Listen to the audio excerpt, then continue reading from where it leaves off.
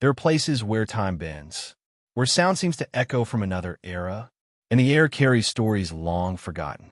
In a small town in Massachusetts, there's a road like that. Locals say it hums when the wind shifts. And sometimes, if you drive it at night, you can see the outline of a woman walking the shoulder, just before she fades into the fog. Her name was Deborah Miles, a nurse who vanished one warm night in 1978. They searched for her for weeks, found nothing, and over time, the road forgot her name, but not her story. Decades later, when a construction crew began work on that same stretch of asphalt, machines broke through something cold, metallic, and unyielding. A car, a secret, a timeline frozen in place, like time itself had been holding its breath, waiting to be found. But what if time doesn't erase what we've done? What if it just buries it until the right moment to reveal it again? Tonight, we travel into that ghostly silence, to the road that swallowed her, and to the truth that time itself couldn't hide. Before we begin, remember, mystery is what connects us, the thrill of wondering, the ache of not knowing, and the hope that one day we will. So, if you love exploring the unknown, like, subscribe, and share this story. Join us at Mystery Vault 80, where every episode uncovers what the world tried to forget.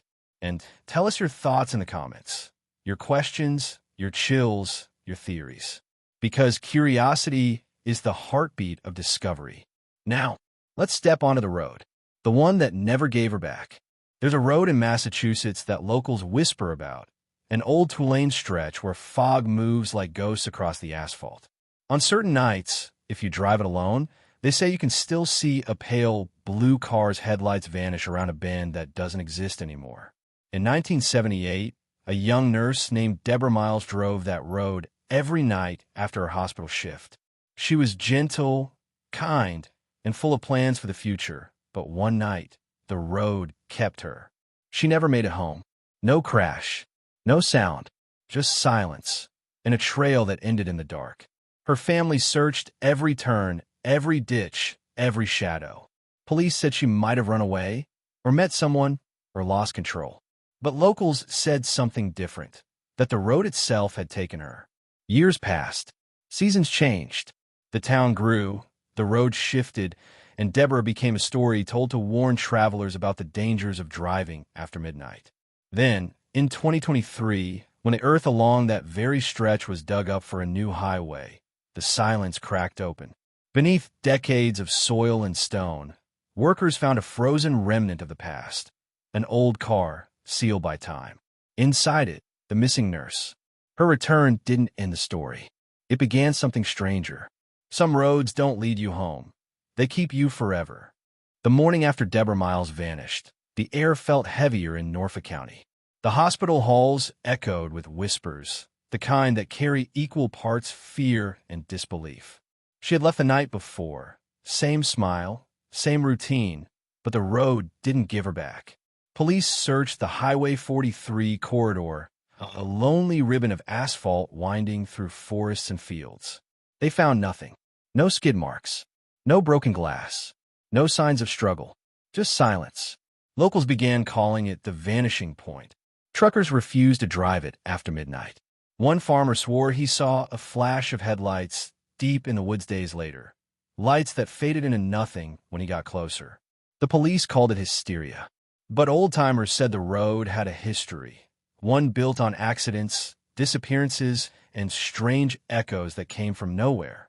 Deborah's mother, Elaine, left candles burning on the windowsill for months.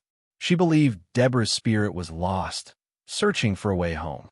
Every night, she would whisper, "Follow the light, sweetheart, find your way back." Years passed, and the road changed. Trees grew where tracks once ran. A new bypass cut across the old asphalt like a scar. But some nights, travelers said they saw a flicker of pale blue light where the bend used to be, like a car turning home again and again, never reaching the end. The town moved on, but the story stayed. Whispered in diners, told to children, remembered only by those who still feared that stretch of darkness. Would you like me to move to Chapter 3?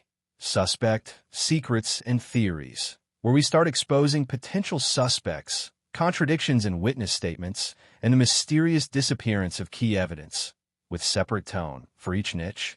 Suspects, secrets, and theories. For months after Deborah Miles disappeared, the people of Norfolk County lived in quiet unease. It wasn't just the loss of a young nurse, it was the way she vanished. No struggle, no crash, no goodbye. When police work leads nowhere, theories rush to fill the silence. And this case had plenty. At the top of the list was Mark Ellison, Deborah's ex-fiancé. They had dated for nearly 6 years before breaking off their engagement just 2 months before she vanished. Friends described their relationship as loving but strained. Mark wanted to move to Boston. Deborah wanted to stay close to her family. Detectives questioned him repeatedly. He claimed he hadn't seen her in weeks, but neighbors reported hearing raised voices at Deborah's apartment just days before her disappearance. Mark denied it. No evidence linked him directly, and without a body, there was no case to pursue. Still, Mark's name lingered in every conversation, every news article, every late-night whisper in the diner. Some said he was broken by guilt. Others believed he'd simply moved on. Then came the second theory, darker, stranger. Truckers who drove the late-night route on Highway 43 began to report strange activity in the area around the old quarry road, just past the bridge.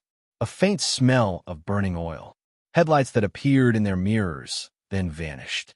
Police dismissed it as rumor, but those who drove that stretch often said otherwise. And yet, another lead emerged. A man named Paul Granger, a mechanic who worked at the same hospital where Deborah was last seen, suddenly left town 3 weeks after she went missing. He told friends he'd found work in Maine, but he never showed up for the job. His name appeared again in 1981, arrested for assault in Connecticut. When questioned years later, he claimed he barely remembered that girl. Investigators noted his name, but the file went cold again. It wasn't just suspects that puzzled the detectives. It was the timeline. Deborah left the hospital at 11:17 p.m. The drive home should have taken 25 minutes. She never made it. Her last recorded stop, a small gas station off Highway 43, was confirmed by a faded credit card receipt time-stamped 11:32 p.m. After that, nothing. No sightings, no calls, no signs of her car. Some said she was kidnapped. Others whispered about something else, an accident covered up to protect someone important. But one officer, Detective Laura Keene, refused to let the case rest. She spent years digging through archives, interviewing old witnesses, and chasing records long thought lost. She believed Deborah never left the area, that her car and the truth were buried right beneath their feet. Her theory was simple. The highway project that started in 1979 may have covered up more than just dirt.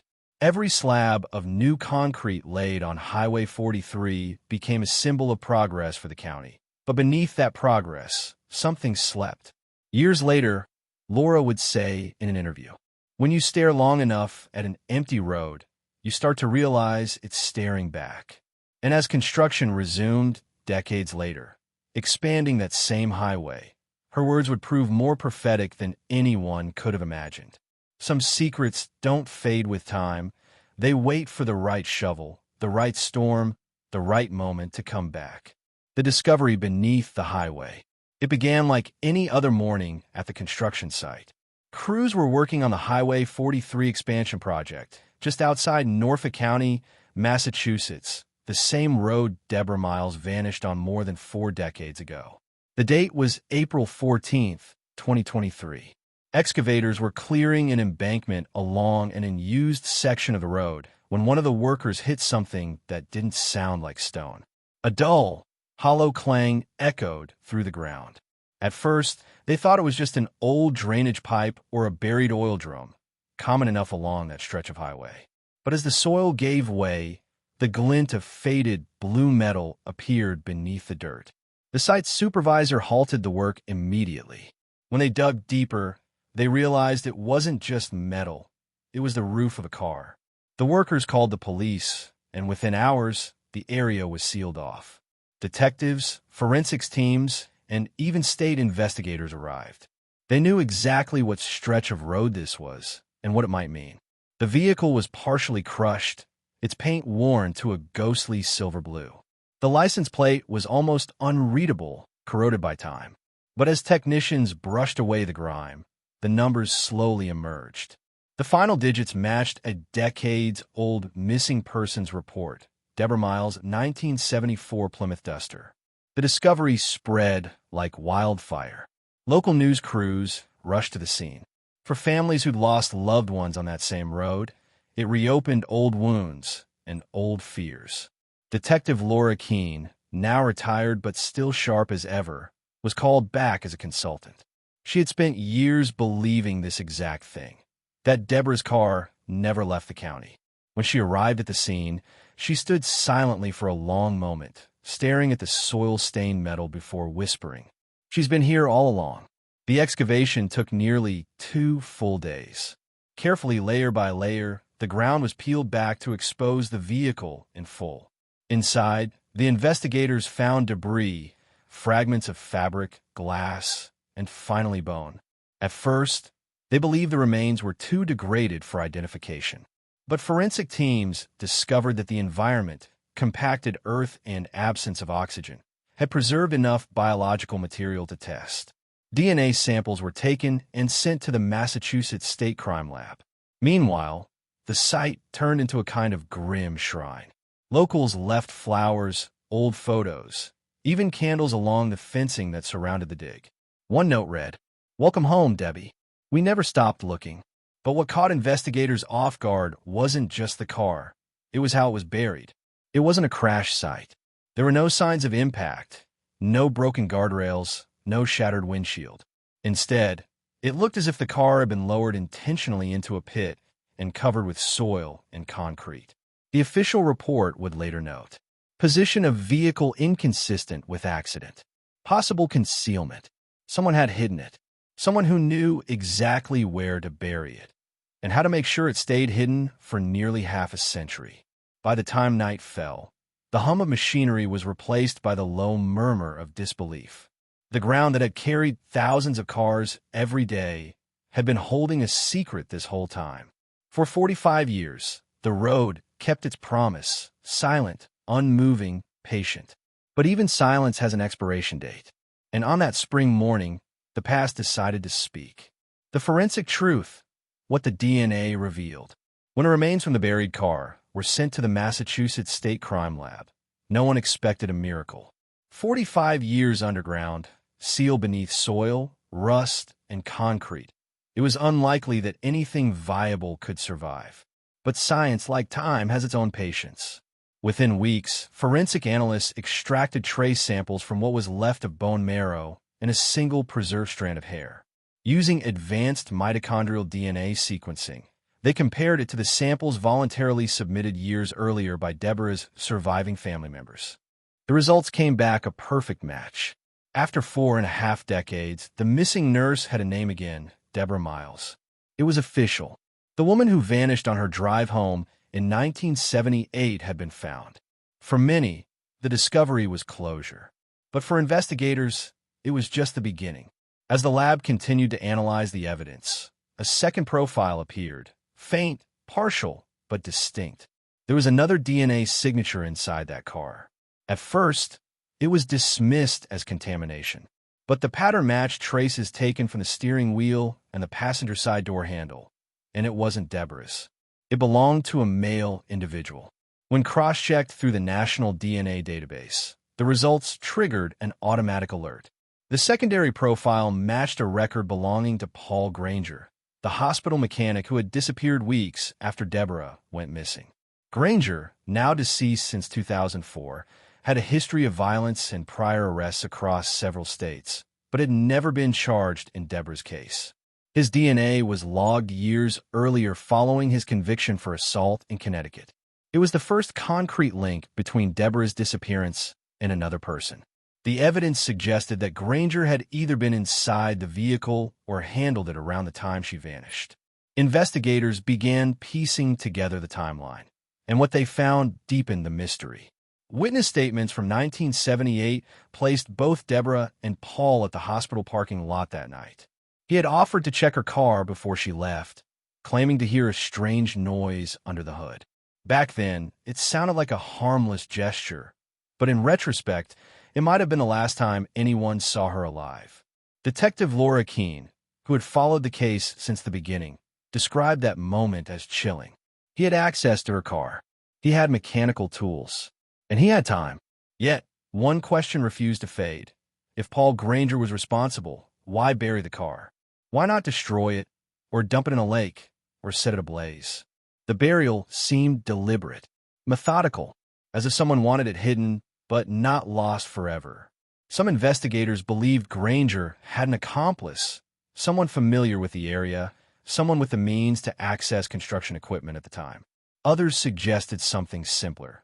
Granger worked for a maintenance crew that occasionally assisted with early highway projects. He would have known where to dig. The most haunting detail, though, was this. When the forensic team examined the car interior, they found no visible signs of struggle. No blood spatter, no bullet holes, no shattered glass. It was as though Deborah had fallen asleep, and time itself had preserved the moment she left the world behind. Her watch, still resting near the driver's seat, had stopped at 11:48 p.m., a single minute frozen in time. In a world that forgets so quickly, time remembered her. For 45 years, the Earth kept her secret, and DNA gave her a voice. Echoes from the past, unraveling the motive. After decades of silence, DNA had finally given Deborah Miles her name back, and a suspect. But behind every crime lies a reason, and in this case, the reason wasn't written in blood or evidence. It was buried in whispers. Detective Laura Keene and her team began to retrace Deborah's life, from her nursing career at St. Matthew's Medical Center to her final days before that fatal drive in 1978. What they found painted a picture of a woman both loved and quietly envied. Deborah was known as one of the most dedicated nurses on the ward, compassionate, intuitive, and outspoken when it came to patient care. But in those final months, several colleagues recalled tension. Not just professional stress, something personal. In old personnel files, a few faded reports hinted at complaints Deborah had made to hospital administrators. One stood out. She had accused a fellow staff member of inappropriate behavior, a mechanic who worked nights in the hospital basement workshop. His name, Paul Granger. At the time, the report went nowhere. Human Resources called it a misunderstanding, and Deborah, frustrated, stopped pursuing it. Weeks later, she disappeared. Investigators now believe Deborah may have known something or confronted someone that night. One co-worker, interviewed years later, recalled Deborah mentioning she didn't feel safe driving home. She said someone had been watching her car after work, like they knew her routine. It wasn't paranoia. It was a pattern. Granger had been disciplined twice in previous jobs for stalking female colleagues, incidents that were never made public. The theory began to take shape. After a shift, Deborah went to her car. Granger approached, perhaps under the pretext of helping or apologizing. Something went wrong. A confrontation, an argument, maybe worse. But what still puzzled investigators was the burial. It wasn't rage. It wasn't a panic move. It was precise. Police records from 1978 showed that Granger briefly assisted on a road resurfacing project on the same stretch of Highway 43 where her car was found. He had access to machinery, time, and isolation. Detective Keene would later say, he didn't dump her. He entombed her, like he wanted her gone, but not lost. Some locals took that line to heart. Rumors spread that Granger's family had deep ties in the area, that someone helped him cover it up to avoid scandal, perhaps even a supervisor on the construction crew. But no proof ever surfaced. Still, one strange fact stood out. In 1980, just 2 years after Deborah's disappearance, construction halted suddenly on that exact section of the highway. The official reason? Soil instability. It was never resumed until 2023. To many, that felt less like coincidence, and more like the Earth itself refusing to keep a secret any longer. Even decades later, people living nearby described odd experiences along that stretch of road. Headlights appearing in rearview mirrors that vanished when they turned, the sound of a car door slamming in the distance, and faint humming. like the echo of an engine that hadn't run in years. Whether superstition or something deeper, those stories only grew stronger after Deborah's car was uncovered. In every small town, there are truths people live with and lies they bury. But when you buy something in the earth, it doesn't die. It waits. The unfinished confession. In the weeks following the discovery of Deborah Miles' car, investigators combed through every remaining trace of evidence tied to Paul Granger, the hospital mechanic now identified as the prime suspect. Granger had died in 2004, but his past was far from buried. When detectives reopened his case file, they uncovered a box labeled simply Archive Personal Effects. Inside were fragments of a life long gone, pay stubs, service records, a tarnished wrench, and a collection of cassette tapes. At first, they seemed ordinary, old blues recordings, home radio static, and idle talk. But one tape, unmarked and brittle with age, caught the forensic team's attention. When they played it, the sound was faint, distorted, almost erased by time. But beneath the hiss of static, a man's voice spoke. "I didn't mean for it to happen like that. She was scared. I just wanted her to stop screaming." The tape was time-stamped March 1979, almost a full year after Deborah's disappearance. Investigators listened in silence. The voice on the tape matched archived interviews of Granger from earlier police interactions. There was no direct mention of Deborah by name, but every detail fit too closely to ignore. The car wouldn't stop rolling. "I tried to move it. Couldn't lift her. I buried it. It was quieter that way." The room went still. Even after decades of cold leads, hearing the suspect's own voice changed everything. The confession wasn't formal. It wasn't recorded for law enforcement. It was personal, like a man speaking to himself, haunted by what he'd done. Detective Laura Keene, now consulting with the reopened task force, described it later. It wasn't an admission. It was a ghost. A man trying to speak through static to a world that no longer remembered him. But that wasn't all. Audio analysts enhanced the recording further. In the background, faintly, a second voice was heard. A man saying, "You'll get us both killed if you talk." The chilling revelation reignited an old theory. Granger hadn't acted alone. Detectives revisited construction records from the 1979 highway project. There, among the archived parole logs, they found the name Russell Dean, a foreman who had supervised the site during that time. He had died in 1991, but his family still lived in the county. When contacted, his son revealed something startling: a small metal lockbox Russell had kept sealed for years, labeled Bridge Site 79. Inside was a faded photograph, an old construction site, two men beside a half-dug pit, smiling for the camera. One was Russell Dean. The other was unmistakably Paul Granger. On the back of the photo, written in blue ink, were 4 words: "Better her than us." The image shocked investigators. It didn't just imply complicity, it suggested fear. That whatever happened that night may have been part of something larger, something the town wasn't ready to face. Maybe Deborah discovered something: corruption in the hospital or misconduct at the construction company. Or maybe it was simpler: she trusted the wrong man. But in the end, the tape, incomplete and frayed, became the missing piece in a decades-old puzzle. It was enough to confirm that Deborah hadn't simply vanished. She was silenced. Sometimes the truth doesn't scream.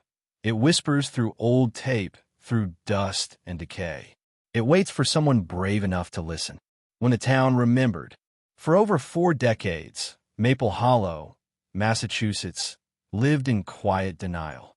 The disappearance of Deborah Miles was a ghost story, something whispered over diner counters, dismissed as rumor, and forgotten in the shuffle of small-town life. But the day the news broke that her car had been found buried beneath the new highway, everything changed. The story hit local headlines first, then regional media, and finally national broadcasts.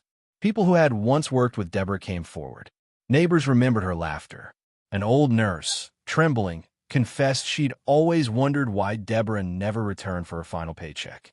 At the corner cafe, someone taped her photo to the window. Below it, a handwritten note read, "We remember now." Suddenly, The silence was gone. Detective Laura Keene, now the face of the reopened case, stood before reporters. "We can't bring her back," she said quietly, "but we can bring her story to light." And that's when the calls began.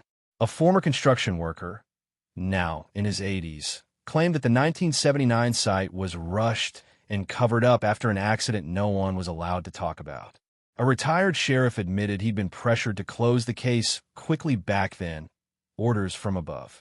Even the mayor's office found itself under scrutiny, as archived letters surfaced hinting at corruption tied to the project that paved over the buried car.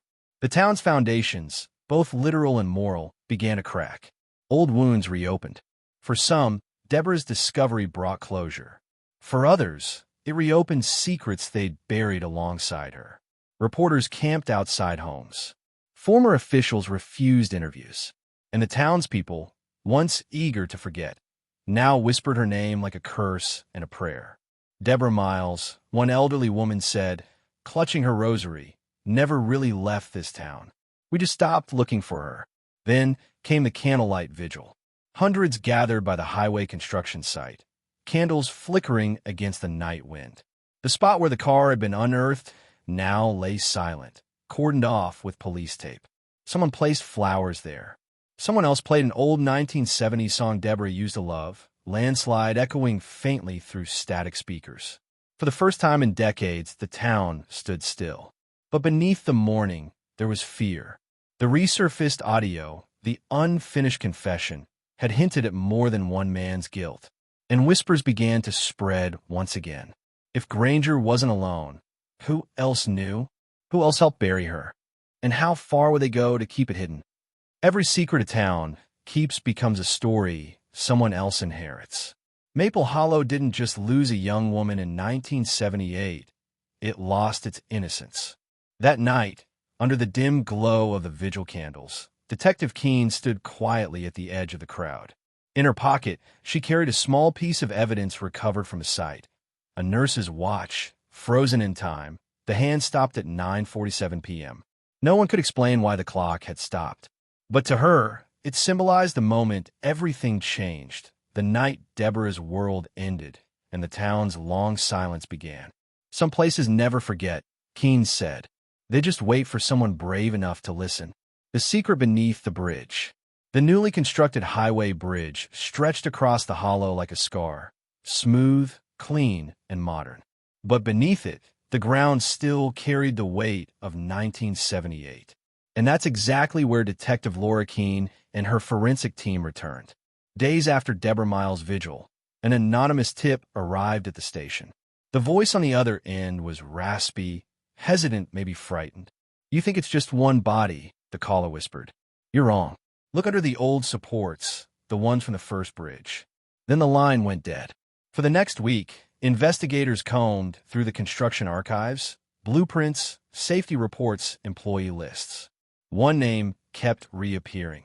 Samuel Dean, a construction foreman who worked under Robert Granger, the man already suspected in Deborah's death. Dean had vanished in 1981, presumed dead after a supposed work accident. But his file showed no funeral, no death certificate, nothing. It was as if he'd been erased. So they dug. Under the bridge's shadow, machinery hummed and floodlights painted the night in sterile white. Forensic crews peeled away the soil layer by layer. Then, one technician called out, voice cracking through the radio. "Detective Keene, we've got something, a boot, size 11 in bones." They found another body. The remains were partially decomposed, encased in a mix of cement and clay. Beside the bones was a fragment of metal, a construction badge, etched with the faded name, S. Dean. It wasn't just another victim. It was a message. And for Keene, the pattern was clear. This wasn't an accident that got covered up. It was a chain of silence deliberately built into the foundations of the town. Forensic analysts reconstructed the timeline. Dean's injuries didn't match a fall. They matched blunt force trauma, the same kind found in Deborah's case. DNA confirmed it. Whoever killed her had likely killed him too. But that wasn't all. As they cleared more debris, they uncovered a sealed toolbox, rusted but intact. Inside were handwritten notes, photographs of the 1978 highway crew, and one picture that changed everything. In the photo, Deborah Miles, smiling in her nurse's uniform, standing beside Granger, Dean, and a man police hadn't identified before, Edward Mullen, the project site supervisor. Mullen was still alive, and he lived just 10 miles away. When detectives knocked on Mullen's door, the old man barely reacted. He invited them in, calm, almost relieved.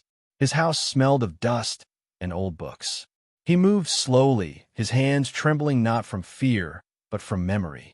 Detective Keene laid the photograph on the table. "Mr. Mullen, do you recognize the people in this picture?" He stared at it for a long moment, then nodded. "I tried to tell someone back then," he murmured, "but no one wanted to listen. The project had to finish. Money was tight, pressure was high. Deborah wasn't supposed to be there that night. Granger lost control. Dean tried to stop him, and He stopped, voice breaking. "They told me to keep quiet. So I did. For 47 years. Mullen's confession tied every thread together. Corruption, cover-up, and guilt that festered for half a century.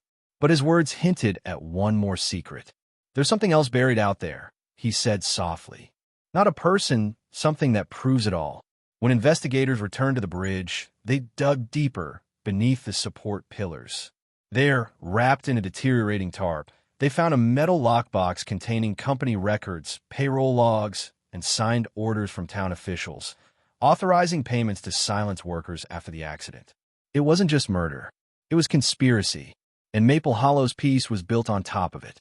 Truth doesn't stay buried, Detective Keene said into the microphone during the press briefing. It waits, and when time shifts just enough, it surfaces. Under the bridge, candles still flickered where the vigil had been. Above, cars raced by, unaware they were crossing over decades of silence, guilt, and forgotten names. And for Maple Hollow, that bridge would never feel the same again. The man who tried to forget. Edward Mullen's house sat at the end of a quiet lane, the kind of road where weeds grow through the cracks and the mail never comes on time. Inside, everything was still, too still. Stacks of yellowed newspapers lined the walls, the air thick with the smell of old wood and coffee long gone cold. When Detective Laura Keene sat across from him that afternoon, she noticed something unsettling. The way he stared past her, as if the world he lived in now was a faded overlay of the one from 1978. "I see them sometimes," he whispered. "Not ghosts, just faces. The ones I didn't speak for." For 47 years, Edward Mullen had carried the truth like a weight chained to his chest. He'd watched men grow old, children move away, and roads rise over the same soil that hid the dead. Every night, he said, he could still hear the sound, the scream, the argument, the sudden silence. And then the thud. When Keene asked him why he'd stayed silent for so long, he didn't look angry. He just looked tired. "You think people want the truth?" he said quietly. They don't. They want comfort. And comfort doesn't live in the truth. He explained how Robert Granger, the foreman, had been reckless, drinking, gambling, cutting corners on the site. Deborah Miles had come to the construction area that night to pick up her brother's paycheck. An argument broke out when she confronted Granger about unpaid hours and missing funds. Dean, the worker who later vanished, stepped in to defend her. The struggle ended with a fatal blow. Granger panicked. Mullen said they wrapped the body, drove her car to the clearing, and buried it with help from 2 other men who were later paid off, their silence bought with town money and threats. "They called it an accident on the books," Mullen said, "but we all knew better. And after Dean disappeared, no one ever asked again." He described how he'd tried to confess years later, but no one believed him. He wrote letters to police, to reporters, even to the mayor, but they were dismissed as the ramblings of an old man. So he stopped writing. He stopped talking. And eventually, he stopped remembering, at least consciously. But memory doesn't die. It hides. One night, years ago, Mullen began building a model bridge in his garage, a replica of the 1978 highway. He said it helped him see the ghosts. When investigators searched his home, they found that miniature bridge, each pillar labeled with initials. Underneath the section marked P3, a hidden compartment held the missing payroll ledgers and a photograph of Granger's truck.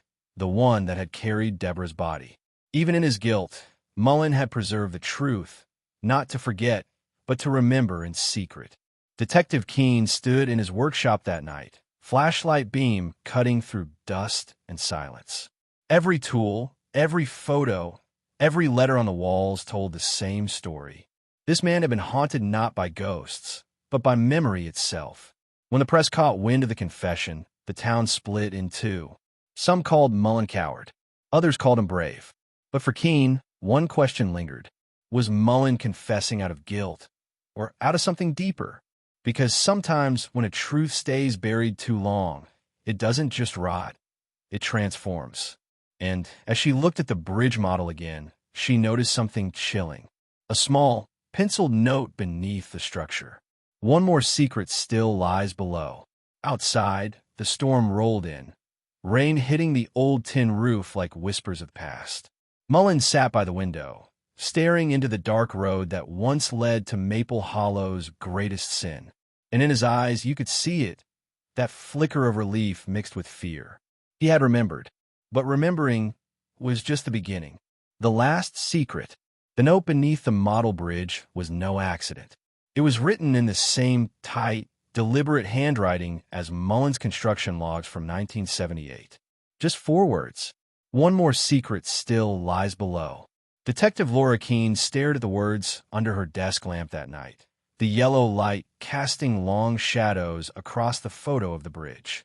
What could possibly remain undiscovered after everything they dug up? 2 bodies, ledgers, corruption, confessions? Still, something in Mullen's trembling voice haunted her. That quiet insistence that not everything had been found. At dawn, she called her team back to the dig site under the old bridge. The air was cold, the mist low, clinging to the soil like a shroud. They set up floodlights, generators, and scanning equipment. Mullen, now under police observation, had been transferred to a hospital after suffering a mild collapse. Before leaving, he told Keene only one thing. If you find it, you'll understand why I couldn't sleep for 47 years. The team began digging near the P3 pillar, where the note had been marked. At first, they found nothing but mud and broken rebar. Then, the ground gave way, revealing a narrow cavity lined with concrete slabs. Inside was a sealed metal cylinder, half buried, roughly the size of a small fuel drum. It took hours to extract it without damage. Once opened, the smell of rust and earth spilled out, and with it, the past.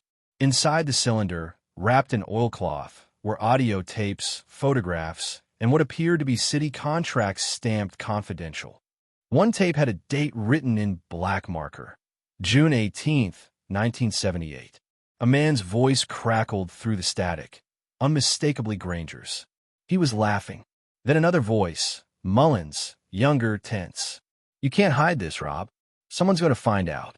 Then they'll go missing too, Granger said. Like her? You can't. She was never supposed to be there. Now shut up and pour the concrete. The tape cut off there. For the next several hours, investigators played through the remaining tapes, all recordings of meetings between Granger and local officials, revealing how the cover-up was planned, who was paid, and even how Deborah's car was moved during the construction shift. The truth was worse than anyone imagined. It wasn't just panic or a crime of passion. It was a calculated burial. The town's leaders had helped cover up a murder to protect a major infrastructure project that funded their own campaigns. When the news broke, Maple Hollow erupted. Headlines across Massachusetts screamed, "Highway of Silence. 1978 nurse's murder exposes decades of corruption." Mullen's tapes became key evidence. But for Keene, there was one last thing to verify: why Mullen had kept them.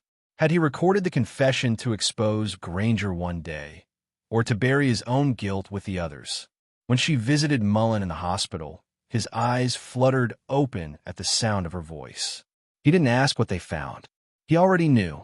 "You heard the tape, didn't you?" he rasped. "It wasn't supposed to go that far. I just wanted to build something good." Keene asked what he meant. He turned his head slowly toward the window, with a morning sun cast pale light on his face. "We poured her under the foundation," he whispered. "Her body wasn't the only one. There was another, someone who helped." They made sure no one ever found the rest. But you did. Mullen closed his eyes. A tear slid down his cheek. He never spoke again. A week later, his heart stopped. He was buried quietly in the same cemetery as Deborah Miles, the nurse whose disappearance he had spent a lifetime trying to forget. When workers went back to inspect the bridge's foundation after the case closed, they found one more set of human remains embedded in the old concrete mix. Bones belonging to an unidentified woman, wearing a gold cross necklace identical to Deborah's. DNA later revealed it was her sister, Emily Miles, who had gone missing weeks after Deborah's disappearance, a detail no one had ever connected. Two sisters buried beneath the same road. One murdered, one silenced, trying to uncover the truth. In a town that paved over both, hoping time would do the rest. It almost worked. But truth, like memory, doesn't fade, it waits. And when the bridge cracked open, so did the past. Echoes of the past. The bridge over Maple Hollow stands quiet now. Traffic hums softly above it, headlights sliding like ghosts through the fog. To the drivers who cross it every day, it's just another stretch of highway, another piece of infrastructure connecting towns, lives, and destinations. But beneath it lies a history carved in concrete and silence. It took nearly half a century for Deborah Miles' name to be cleared, for her family to finally have something resembling peace. Her sister Emily, once thought to have simply run away, was laid to rest beside her. And Edward Mullen, the man who built the bridge that buried them, was buried only a few feet away, as if fate had decided that none of them should be separated again. Detective Laura Keene stood at their graves that morning, the wind brushing through the autumn trees, carrying the faint sound of cars in the distance. In her hand, she held the photo, the one of the construction crew from 1978. She stared at it for a long time before placing it down on the stone. "It's over," she whispered, "but it shouldn't have taken this long." In Maple Hollow, the town council announced a memorial park to honor the victims. But the locals still avoided the bridge after dark. Some said they'd seen headlights flicker there late at night, a car engine starting, then vanishing into mist.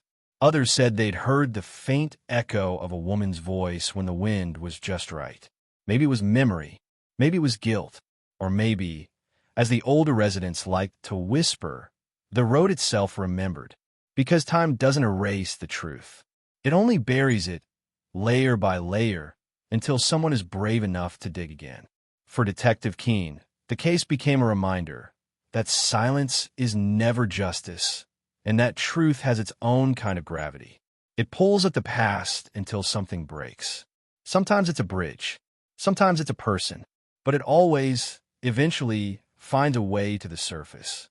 And as the sun set over Maple Hollow that evening, casting gold light over the cracked asphalt, the town finally began to breathe again, not with relief, but with recognition. Recognition that the past isn't gone. It's waiting under every road we build, every secret we keep, and every name we try to forget. The road remembers, Keene said quietly. It always does. Time is strange. It hides things, but it also reveals them. Under the bridge in Maple Hollow, the past didn't just whisper, it spoke. The echoes of a nurse who vanished, a sister who searched, and a man who carried their secret until it consumed him. In the end, it wasn't ghosts that told the story. It was evidence, memory, and the persistence of truth. But still, something about that road feels alive. Like it remembers. Maybe that's the thing about time. It doesn't forgive easily. It circles back again and again until the story is complete. And though the world has moved on, the wind that passes through Maple Hollow still carries her name. Deborah, if this mystery left you thinking, if it made you wonder what else lies buried just beneath our world, stay with us. Subscribe to Mystery Vault 80. Like this video if you felt the chill of truth, and share it so others can step into the mystery with you. Comment below.